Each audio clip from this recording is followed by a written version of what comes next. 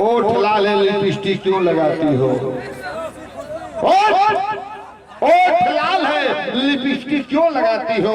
आपके पेट में मऊ मर्दों का है, यानी मऊ जिला वाले मर्दों का है, तो गलत जिला क्यों बताती हो? अरे साली सुन, आज की रात हम तोर भतार है, आज जितने लोग है बैठल बना तोर देवर हो। हसला सरे कई माँ का पैट मिली, तेरी माँ की कैट मिली डाग मने कुत्ता। चाचा, ए चाचा, अरे वाह सुना, गेना ऐसन गाल गुलाबी भौरी ऐसन ना भी बा। चाचा समझो तोरे बात बा। गेना ऐसन गाल गुलाबी भौरी ऐसन ना भी बा।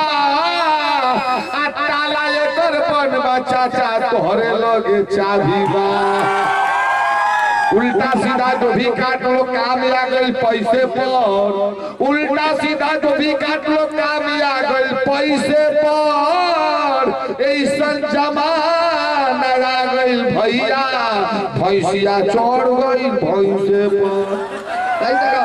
जमाना की बात बताओ तो भैया, ये तो रंबा रूपा बिजली ऐसा चमकेले। चाचा सुना, रंबा रूपा बिजली ऐसा चमकेले, आज जब लंगड़ा खो देला तो फोट देना झनकेले। भाई कहेले आज नहीं, आज तू भतार हुआ, आज का माल देवरन कहा। तो भैया ये आज की रात ये हमार माल ना हो, हम भले भतार रही बाकी विदाउट टिकट।